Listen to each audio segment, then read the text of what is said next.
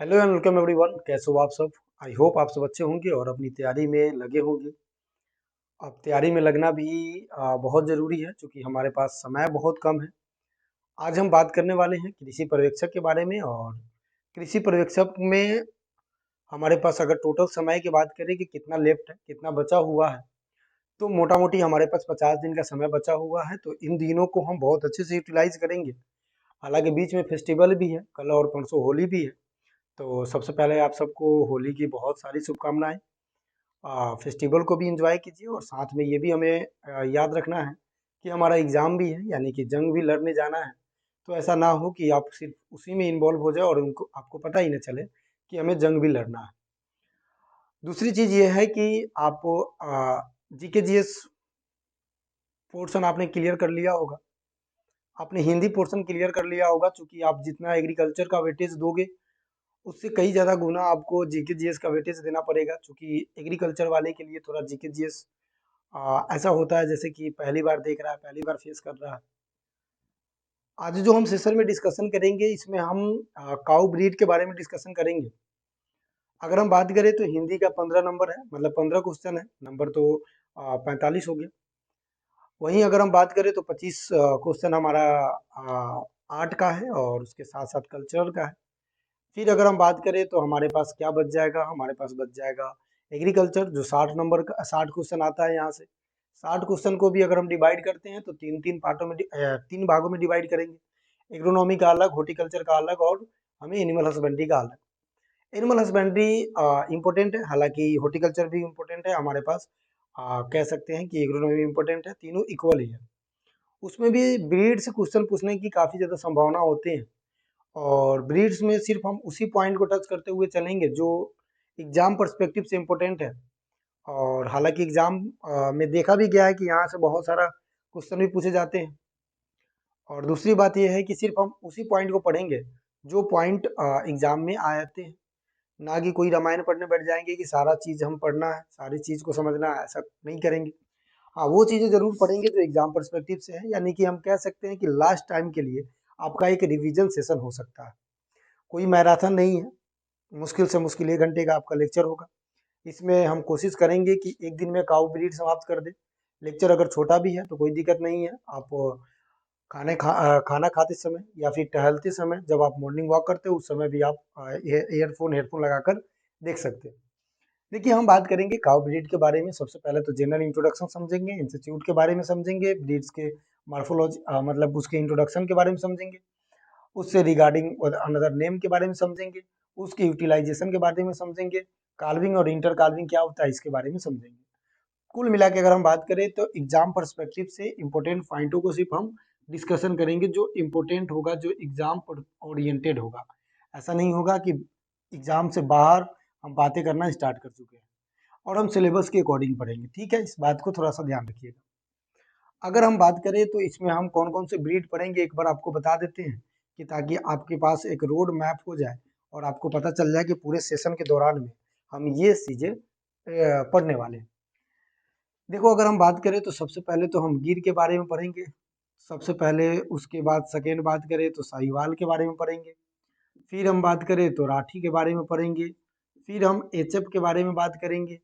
फिर हम थार पारकर के बारे में बात करेंगे।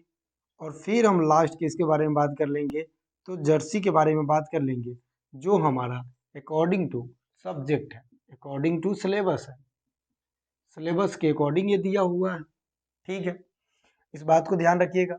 सबसे पहले हम स्टार्ट करेंगे गिर। हो सकता है तो सबसे पहले साहिवाल स्टार्ट कर देते हैं। साहिवाल से पूछा भी जाता है कई बार एग्जाम में, इसका अनदर नेम पूछा है कि इसको लोला के नाम से जानते हैं। क्यों जानते हैं ये भी बताएंगे। उसके बाद राठी के बारे में पूछा गया है, एचएफ के बारे में पूछा गया है।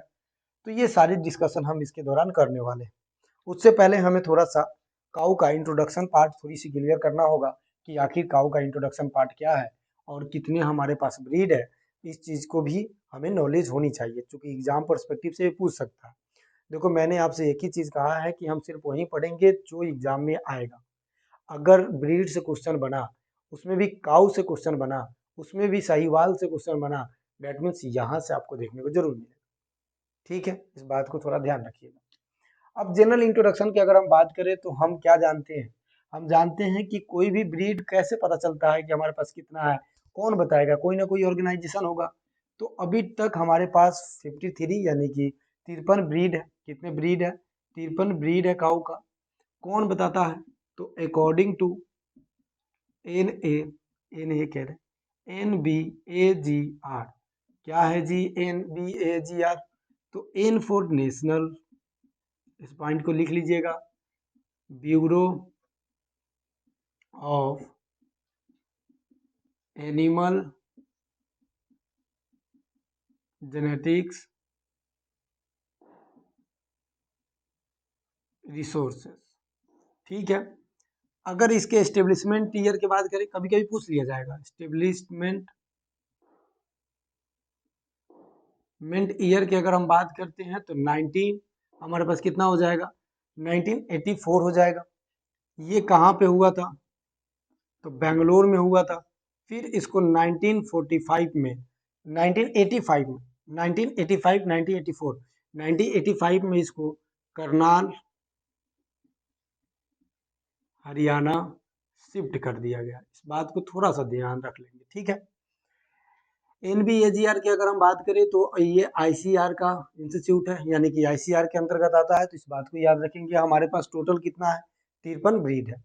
वहीं अगर हम बात करें कि क्रोमोसोम नंबर पूछ लिया जाएगा भाई, कभी कभी क्रोमोसोम नंबर, गुणसूत्र की संख्या अगर इसके पूछे तो 60 होते हैं।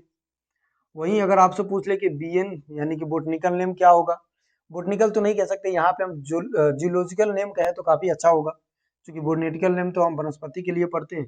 तो इसको हम जूलॉजिकल नेम, जूलॉजिकल नेम की अगर हम बात करें तो ये क्या हो जाएगा? बोस इंडिकस। क्या हो जाएगा? बोस इंडिकस हो जाएगा। इस बात को आप ध्यान रख लीजिएगा, ठीक है। इस बात को क्या कीजिएगा? ध्यान रखिएगा। ये पॉइंट आपके लिए काफी ज्यादा क्लियर, मतलब काफी ज्यादा इंपॉर्टेंट है, इस चीज को याद रखिएगा। अब वहीं अगर हम बात करें कि हमारे पास काउ ब्रीड के अगर हम क्लासेस के, देखो ये सिर्फ नोट्स करते चलना चलना, हमारे पास स्मार्ट बोर्ड है नहीं कि हम आपको कह दे कि पीछे कर देंगे या स्लाइड दे देंगे, लेकिन आप नोट करते चलना, ठीक है। अगर हम काउ के क्लासेस के बारे में बात करेंगे, किसके बारे में बात करेंगे? इसके क्लासेस के बारे में, तो 3 काउ के क्लासेस हो जाते हैं, यानी कि वर्ग में बांट देते हैं। एक हमारे पास काउ के ब्रीड के क्लासेस के बारे में बात कर रहे हैं, ठीक है। एक हमारे पास होता है इंडिजिनस, इंडिजीनस, ठीक है, जिसको हम क्या कहते हैं? इंडियन ब्रीड कह देते हैं। एक हमारे पास होता है एग्जोटिक, एक हमारे पास तीसरा होता है हाइब्रिड। हाइब्रिड मतलब 2 ब्रीड से मतलब मिलकर बना हुआ होगा। अब नेटिव यानी कि हम बात करें तो इंडिजिनस, एक्जोटिक और हमारे पास हाइब्रिड ब्रीड हो गया। 3 ब्रीड हुआ काऊ का। ये चीजें आप याद रखेंगे। अब इसमें भी हमें क्या पढ़ना है थोड़ा सा, मतलब ये चीजें तो आपने देख ही लिया, लेकिन थोड़ा सा अगर हम बात करें तो याद रखना कि सबसे स्मॉलेस्ट, थोड़ा सा इंट्रोडक्शन देख रहे हैं, स्मॉलेस्ट ब्रीड के बारे में आपसे पूछे कि स्मॉलेस्ट ब्रीड कौन सा है। फिर दूसरा पूछ दे आपसे, एक तो स्मॉलेस्ट ब्रीड हो गया कि हमारे पास कौन सा है, एक आपसे पूछे, पहला हमारे पास क्या हो गया? Smallest breed. पहला हमारे पास क्या हो गया? Smallest breed. एक होता है मिनिएचर काउ, ये याद रखना। अगर स्मॉलेस्ट ब्रीड की बात करें तो जर्सी हो जाएगा। अगर हम बात करते हैं मिनिएचर काउ तो हमारे पास क्या हो जाएगा? वर्चू हो जाएगा, ठीक है। ये ड्वार्फ के लिए, मतलब ये ड्वार्फ ब्रीड है, इस बात को याद रखेंगे, ठीक है। इतना चीजें आपको याद हो जाएगा, आई थिंक याद हो ही जाएगा, ठीक है। चलिए अब थोड़ा सा और क्लासेस के बारे में बात करें, और क्लासेस के बारे में बात करें तो हमारे पास 3 क्लासेस में इसको बांट देते हैं। पहले अब आपको तो ना थोड़ा सा मार्फोलॉजी बता रहे हैं, मार्फोलॉजी भी नहीं कह सकते हैं, हम आपको इंट्रोडक्शन पार्ट कर रहे हैं कि ताकि आपको थोड़ी बहुत आइडिया क्रिएट हो कि अच्छा इस तरह से हम पढ़ने वाले हैं। फिर अगर हम बात करें स्काउट क्लासेस के बारे में, इस ब्रीड के क्लासेस के बारे में, तो इसको 2 क्लास, 3 पर्पस से, पर्पस बेसिस पे, पर्पस उद्देश्य, उद्देश्य बेसिस पे आपको 3 भागों में बांट सकते हैं। पहला मिल्च, दूसरा अगर हम बात करें तो हम कह सकते हैं क्या? ड्वार्फ, तीसरा हम कहते, जिसे हम ड्रॉट भी कहते हैं, इस चीज को याद रखेंगे, ड्रॉट पर्पस। तीसरा अगर हम बात करें तो dual purpose. Dual purpose, dual purpose मतलब एक ऐसा ब्रीड जो मील्स के लिए भी, ठीक है, एक ऐसा ब्रीड जो मील्स और हमारे पास ड्वार्फ या ड्रॉट के लिए यूज किया जा सके, इसको हम क्या कह देंगे, डुअल पर्पस। डुअल पर्पस में एक ब्रीड आपको याद रखनी होगी जो कि काफी ज्यादा इंपॉर्टेंट होता है और क्वेश्चन पूछ भी दिया जाता है। सबसे पहले क्या याद रखेंगे कि डुअल पर्पस में याद रख लेंगे कि हरियाणा ब्रीड होता है, हरियाणा। अब ये तो स्टेट का नाम है, लेकिन हरियाणा एक ब्रीड भी है जिसका ओरिजिन प्लेस खुद ही हरियाणा है, ठीक है। ये आपने ड्रॉट के बेसिस पे देख लिया। मिल्स में अगर आप बात करोगे ना, तो अपने सिलेबस के अकॉर्डिंग गिर है, राठी है, हालांकि राठी को डुअल पर्पस में रखा गया also in dual purpose breed. तीसरा अगर हम बात करें तो इसमें साहिवाल हो जाएगा, साहिवाल। इसमें रेड सिंधी भी आता है, लेकिन ये सिलेबस में नहीं है, इसलिए हम ये तीन ब्रीड के बारे में ही पढ़ेंगे। ड्वार्फ के बारे में अगर हम बात करें, ड्वार्फ पर पर्सपेक्टिव से अगर हम बात करते हैं, तो हमारे पास अमृत महल, रित महल हो जाएगा, कंगयाम हो जाए, कंगन्याम हो जाएगा, कंगन्याम, ठीक है, लेकिन ये सिलेबस में नहीं है तो इसको नहीं पढ़ेंगे। डुअल में बात करें तो एक तो राठी आप आईडी कर लो। तीसरा अगर आप देखते हो तो तीसरा हमारे पास क्या हो जाएगा, एक तो डुअल में हरियाणा ब्रीड हमने बता दिया आपको। अगर और ज्यादा इसमें और समझना है तो हम डुअल में क्या क्या याद रख सकते हैं, राठी हो गया, हरियाणा हो गया, थरपारकर, थरपारकर हमारा क्या है, डुअल पर्पस है। तो अभी तक हमने तीन तीन क्लासिफिकेशन देख लिया, एक इंडिजिनस बेसिस पे एक्जोटिक, एक हाइब्रिड होता है, एक मिल्स के लिए होता है, ड्वार्फ के लिए होता है, और एक हमारे पास डुअल पर्पस होता है। ये सारी चीजें आपने देख लिया है, ठीक है। थोड़ा सा और इंट्रोडक्शन वाला देखो, लिख लिया करना, लिख लेना, मतलब ऐसे नहीं कि देखो हमारे पास तो ये नहीं है बोर्ड की हम आपको पीडीएफ दे देंगे, लेकिन आप लिख जरूर लेना, हम सारी चीजें बोल देते हैं आपके पास, ठीक है। चलो काऊ के बारे में थोड़ा सा और हम इंट्रोडक्शन देखें, हालांकि ब्रीड पे आएंगे, परेशान नहीं होना। तो हम इसमें पढ़ते हैं जेस्टेशन पीरियड, जेस्टेशन पीरियड, गर्भकाल जिसे कहते हैं। जेस्टेशन पीरियड का मतलब क्या होता है, जेस्टेशन पीरियड का मतलब होता है कि मान लो कोई एनिमल्स ए पॉइंट पे प्रेग्नेंट होती है, ब्रीडिंग कराते हैं, देखो वो पुबर्टी में आएगा, एस्टर साइकिल बनेगा, उसमें एक का फॉर्मेशन होगा।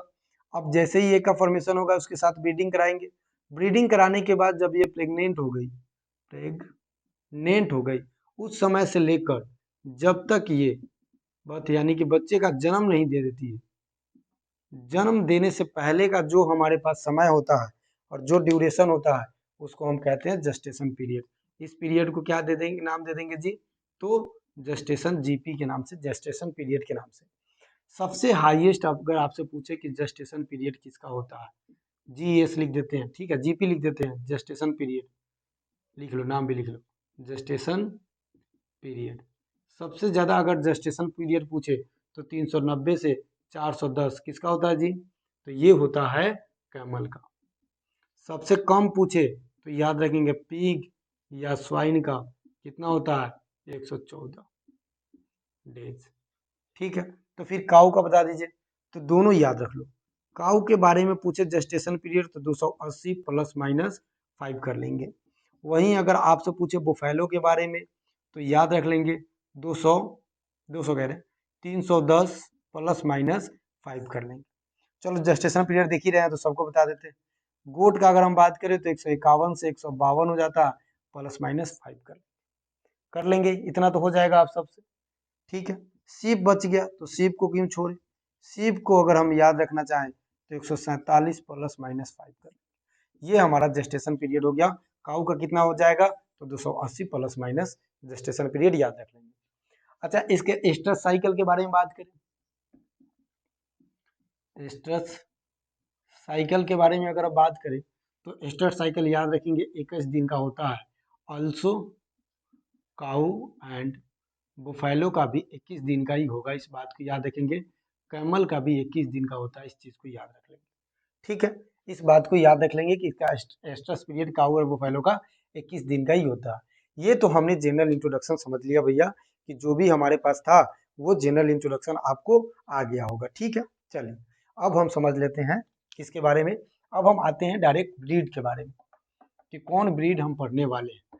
देखो आपके लिए ना नोट्स बना के लाए हैं कि ताकि आपको वही पॉइंट करवाए जो पॉइंट आपको एग्जाम में देखने को मिलेगा। सबसे पहले हेडिंग डालो साहिवाल। साहिवाल सबसे पहले हेडिंग क्या डालोगे? चलो साहिवाल डाल दिया। सबसे पहले origin place Montgomery. Montgomery Pakistan, याद रखेंगे साहिवाल का। लेकिन अकॉर्डिंग टू NABGR, ठीक है, इसके अकॉर्डिंग अगर हम बात करें तो इसका ओरिजिन प्लेस हो जाएगा पाकिस्तान, राजस्थान, पंजाब। इस बात को याद रख लेंगे। किसके अकॉर्डिंग? NABGR के अकॉर्डिंग ये क्या हो जाएगा? तो पाकिस्तान, राजस्थान और हमारे पास, चलिए ये याद रख लेना। अनदर नेम की बात करें, अदर नेम, तो सबसे इंपॉर्टेंट इसका लूज स्किन होता है, इसलिए इसको हम लोला के नाम से जानते हैं। किस नाम से जानते हैं? लोला के नाम से जानते हैं। इस चीज को याद रखेंगे और ये काफी ज्यादा इंपॉर्टेंट है, इस बात को याद रखेंगे कि लोला इसका इंपॉर्टेंट पॉइंट है, मतलब अनदर नाम है जो आप, चलिए तो लोला। और देखेंगे तो लंबी बार, बी बार, मुल्तानी इसका ही नाम है। ठीक है, डिस्ट्रीब्यूशन अगर हम बात करें कि डिस्ट्रीब्यूशन कहाँ तक फैला हुआ है, किस किस एरिया में है, तो राजस्थान, हरियाणा, ठीक है, पंजाब, उत्तर प्रदेश के जो वेस्टर्न एरिया है वो उत्तर प्रदेश जहाँ पे ऐसे ब्रीड को रखा जाता है। साहिवाल याद रख लेंगे। ठीक है, सबसे ज्यादा मिल्क प्रोडक्शन देने वाला है, याद रखेंगे। ये पॉइंट और लिख लो कि ये स्वीटेस्ट होता है, मतलब हाईएस्ट लैक्टोज इसमें पाया जाता है। क्योंकि मिल्क जो हमारे पास है काऊ का, वो लैक्टोज मिल्क होता है, लैक्टोज शुगर होता है इसमें, तो लैक्टोज इसमें ज़्यादा होता है 5% तक, इसलिए ये स्वीट होता है। इसलिए सबसे मीठा पूछा जाए कौन है तो याद रखेंगे हमारे पास साहिवाल है। Highest milk production in India, highest milk production in India, बस ये इतना याद रख लेंगे। आपका यहाँ से एग्जाम में अगर क्वेश्चन पूछना होगा तो यहीं से आएगा। दूसरा याद रखेंगे क्या, इसमें दूसरा याद रखना है कि मिल्क प्रोडक्शन कितना देता है, मिल्क प्रोडक्शन। एक याद रखना है काल्विन और एक याद रखना है इंटर काल्विन। काल्विंग और इंटर काल्विंग, काल्विंग का मतलब होता है फर्स्ट बार जब बेबी का जन्म देता है, बच्चे का जन्म देता है, तो उसको हम काल्विंग कहते हैं। इंटर काल्विंग का मतलब होता है कि एक बार जन्म दी, दूसरा बार जन्म दी, उन दोनों का बीच में मतलब कितना हमारे पास काल्विन हो गया, उसको हम इंटर काल्विंग। इंटर का मतलब होता है डिफरेंट टू, मतलब हम ऐसे कह सकते हैं कि दो काल्विन का बीच का समय को हम क्या कहते हैं? इंटर काल्विंग कहते हैं। चलो अब आपसे पूछे कि कितना मिल्क प्रोडक्शन देता है, तो याद रखेंगे 1800 से 2500 लीटर, या कहीं कहीं केजी भी आ जाए, पर लैक्टेशन। डे मत याद रखना कि पर डे इतना देगा, नहीं, लैक्टेशन, लैक्टेशन लेंथ। क्या होता है लैक्टेशन? लैक्टेशन का मतलब होता है कि जब एनिमल्स मिल्क दे रहा है और उस समय से लेकर जब तक मिल्क देगा उसको लैक्टेशन लेंथ कहेंगे। जब मिल्क देना बंद कर देगा और फिर जब दोबारा मिल्क देना स्टार्ट करेगा, उस समय को लेकर दूसरे समय को हम क्या कहते हैं? ड्राई पीरियड कहते हैं। क्या कहते हैं? तो ड्राई पीरियड कहते हैं। इसको हम लैक्टेशन पीरियड कहते हैं। जेस्टेशन पीरियड हमने आपको समझा ही दिया। ठीक है, इस बात को याद रखेंगे। सबसे अच्छा डेयरी फार्म मतलब यही माना जाता है, डेयरी में सबसे ज़्यादा यूज करने वाला यही है, सबसे बढ़िया मिल्क प्रोडक्शन देकर जाता है। अब हमें समझना है काल्विंग और इंटर काल्विंग। काल्विंग के बारे में हमने क्या बताया?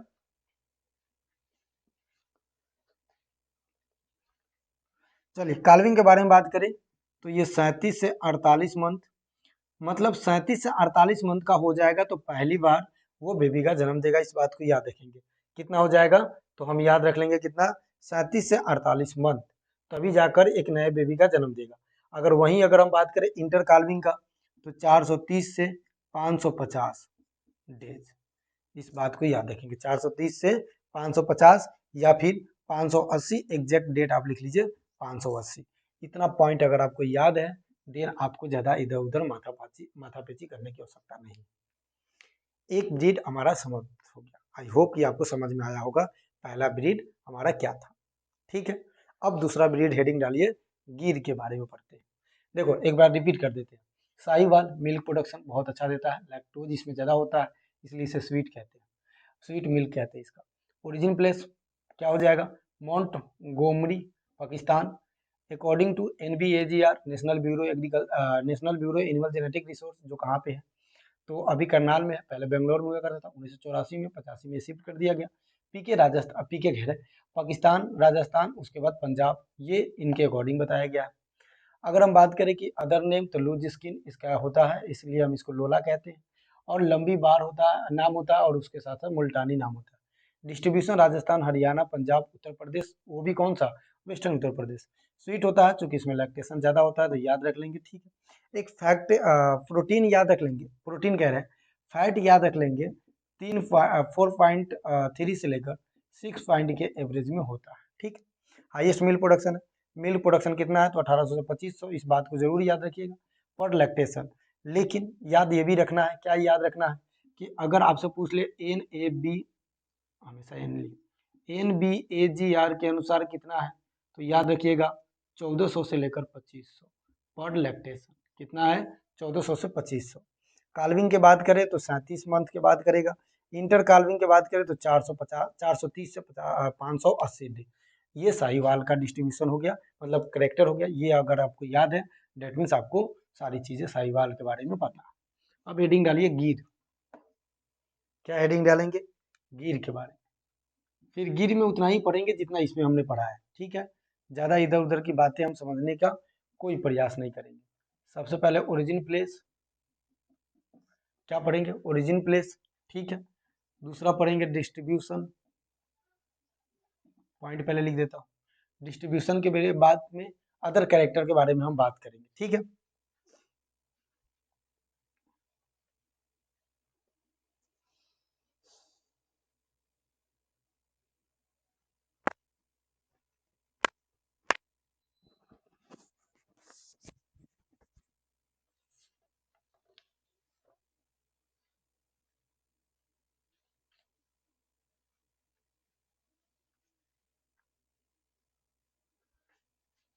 चलिए अगर इसके ओरिजिन प्लेस की बात करते हैं, तो गिर याद रखेंगे, गिर एक जंगल का नाम है।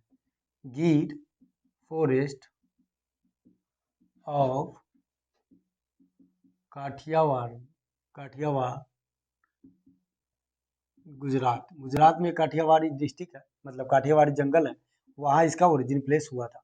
डिस्ट्रीब्यूशन ये राजस्थान में फैला हुआ है, इस बात को याद रखेंगे। कहाँ पे है, तो ये गुजरात में इसका ओरिजिन प्लेस है, डिस्ट्रीब्यूशन है।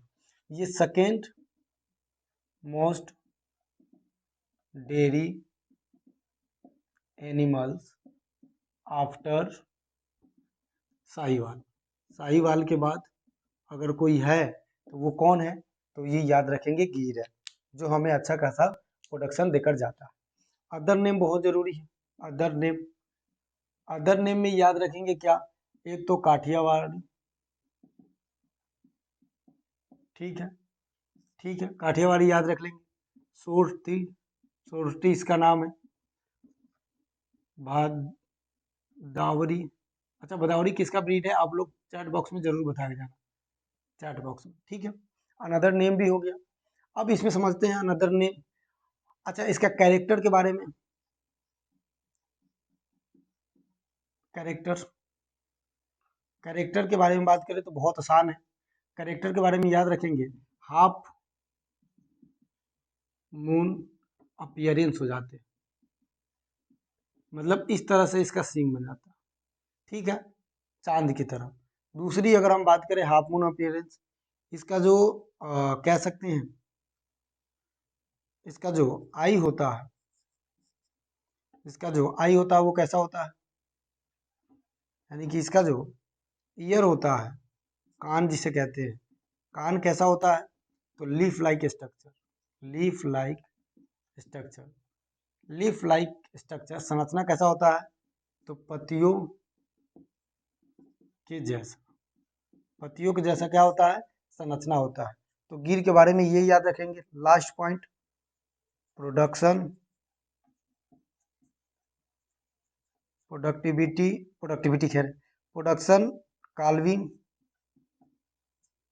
और तीसरा इंटर काल्विंग। प्रोडक्शन, काल्विंग और चलिए प्रोडक्शन की बात करें तो 1500 से 1800 केजी लीटर पर लैक्टेशन। एक लैक्टेशन यानी कि जितने दिन का भी लैक्टेशन होगा तो इतना केजी या लीटर हमें दूध देकर जाएगा। ठीक है, इस बात को याद रखेंगे। इस बात को क्या करेंगे? याद रखेंगे। अगर आपसे पूछे काल्विंग तो 45 से लेकर 54, इसको उल्टा कर देना, तो 45 से 54 काल्विंग हो जाएगा। यानी कि फर्स्ट बार ये बेबी का जन्म कब देगा? तो इस समय देगा। इस बात को याद रख लेंगे। चलिए, वहीं अगर इंटर काल्विंग की बात करें तो 515 से लेकर 600 डेज हो जाएगा। ये भी डेज हो जाएगा। तो फिर हमारा गिर खत्म हो गया। अच्छा, गिर के बारे में एक और, ये डिजीज रेजिस्टेंट होते हैं। डिजीज, रोग प्रतिरोध क्षमता इसमें अच्छा होता है। डिजीज रेजिस्टेंस होते हैं, रोग प्रतिरोध। ठीक है, इस बात को याद रखेंगे। इसमें किसी प्रकार के रोग वगैरह नहीं लगता है, इस चीज को याद रख लेंगे। तो गिर भी हमारा क्या हो गया? समाप्त हो गया। 2 ब्रीड आज हमने क्लियर कर लिया। कल भी आज थोड़ा इंट्रोडक्शन वाला पार्ट था। कल बचे हुए 4 जो पोर्शन है उसको भी कंप्लीट कर लेंगे, उसका सारा पोर्शन समझ लेंगे, और उसके साथ साथ जो भी अदर फैक्ट होगा उसके भी समझ लेंगे। आई होप कि क्लास अच्छी लगी होगी। अगर क्लास नहीं अच्छी लगी है तो आप लोग कमेंट में जरूर बताएंगे, अच्छी लगी है फिर भी बताएंगे। तीसरा पॉइंट ये भी है कि आप इस वीडियो को जरूर अपने दोस्तों के पास पहुंचाइएगा ताकि वो लोग भी देख लें। क्लास का फीडबैक तो देना ही देना है। कल के साथ कल भी क्या करेंगे, और ज़्यादा एनर्जी के साथ आपको सारी चीज़ें डिस्क्राइब करके जाएंगे। ठीक है, धन्यवाद।